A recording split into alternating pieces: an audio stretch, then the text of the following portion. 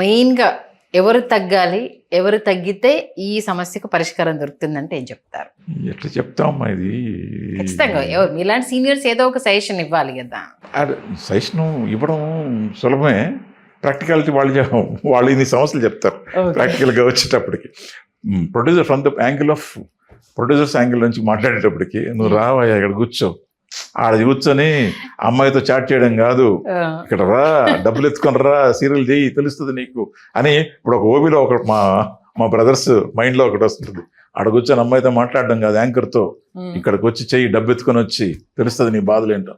ఇది కూడా fact, it's also fact. అంటే చెప్పాను కదా, ఇక్కడ ఒక సమస్యని పరిష్కరించుకోవాలంటే ఎవరు ఈగోకి వెళ్ళకూడదు. మెయిన్ పాయింట్, ఛానల్ వెళ్ళకూడదు, ప్రొడ్యూసర్స్ వెళ్ళకూడదు, ఆర్టిస్టులు వెళ్ళకూడదు. అందరూ కూర్చొని వీళ్ళు నా మనుషులు, వీళ్ళకి ఏమైనా చేయాలి, వీళ్ళు నా ఆర్టిస్టులు, వీళ్ళకి ఏమైనా చేయాలి, వీళ్ళు నా ప్రొడ్యూసర్స్, వీళ్ళు నష్టపోకూడదు, మనం ఏమైనా చేయాలి, సమిష్టి కృషి.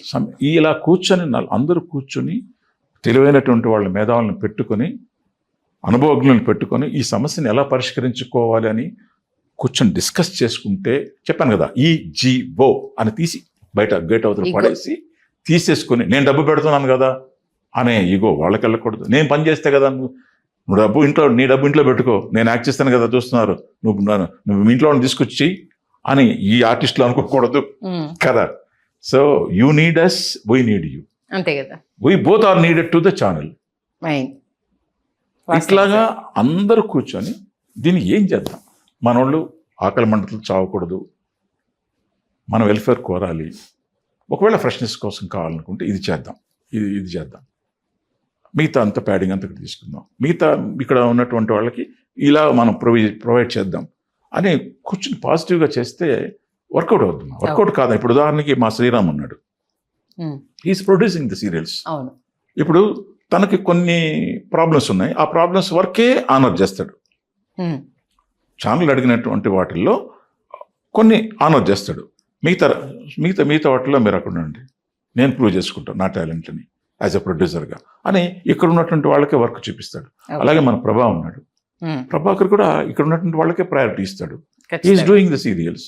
అలాగే అశోక్ సార్ ఉన్నాడు, ఇలాగా కొంతమంది ఉన్నారు, వాళ్ళు చేస్తున్నారు. అంటే ఎంతవరకు వాళ్ళకి కావాలి అంతవరకు ఇచ్చేసి మిగతా అంతా కూడా ఇక్కడ ఉన్నటువంటి వాళ్ళని పెట్టుకొని ప్రూవ్ చేస్తున్నాడు. Is also they are all successful producers.